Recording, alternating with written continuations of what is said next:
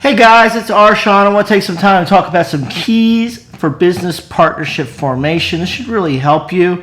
This is something that comes up a lot during my legal practice when I'm working with my clients. They come in, a lot of them are serial entrepreneurs. They're forming another partnership.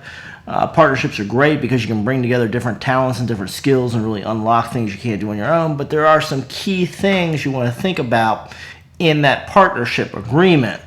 And when I say partnership agreement these days, what we often mean is the LLC agreement that runs the business. So it's called partnership agreement. It's technically an LLC agreement or an operating agreement, but it has those partnership type provisions in, and then it's commonly referred to as being the partnership agreement.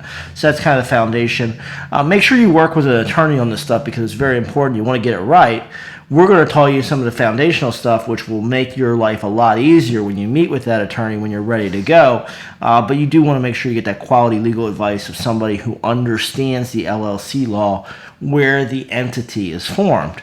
That becomes one of the first questions. Where do you form it? Delaware is kind of your default. Some people like Nevada, Wyoming as well. But you generally, for a partnership, you want to pick a state that has a very advanced LLC law. And some states pay a lot of attention to their LLC and corporate laws. Some states don't. Delaware does. And I'll tell you, this has come up in just recently. We had a client who was facing a dissolution situation in a multi-owner business. And when we started reviewing different state statutes, Delaware had a much better system for dealing with the dissolution of the business, so much so that we actually considered transferring the business to Delaware as an option to do the dissolution. So where you form is important. You want a good, solid LLC law that you can build your LLC agreement off of, because you're going to put some very key provisions in, which we're going to jump into. What you want to do is be very careful when you build a partnership to talk about who the partners are, what percentages they have, how new partners come in, how people exit, and then importantly, what do you do if there's a disagreement in the future? As everybody's forming a business, they usually feel great, right? Life is good, you're getting ready to form a business, you're optimistic about the future, you're looking at profit opportunities, you've probably seen how your unique skills come together in a way that's really going to be beneficial, and you're excited, and you see the money and you see the possibilities. But what happens in many partnerships is life evolves, right? New business interests come, people's personal lives change, maybe they experience health challenges, there's issues in their family, and their values change, and the way they view business changes.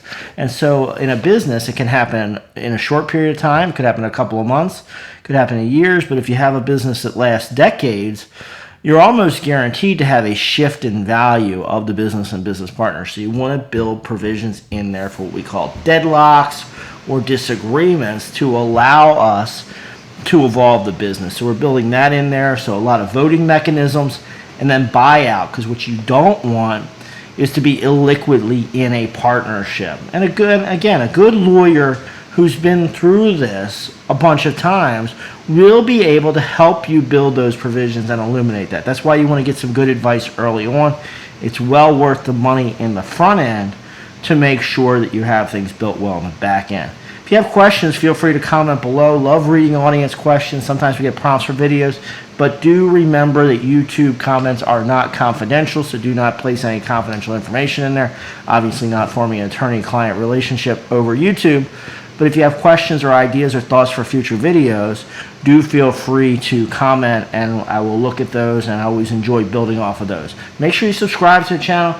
We have a pile of videos about business management, and how to build your business, so that will all be valuable to you and your journey as an entrepreneur. So make sure you subscribe to the channel.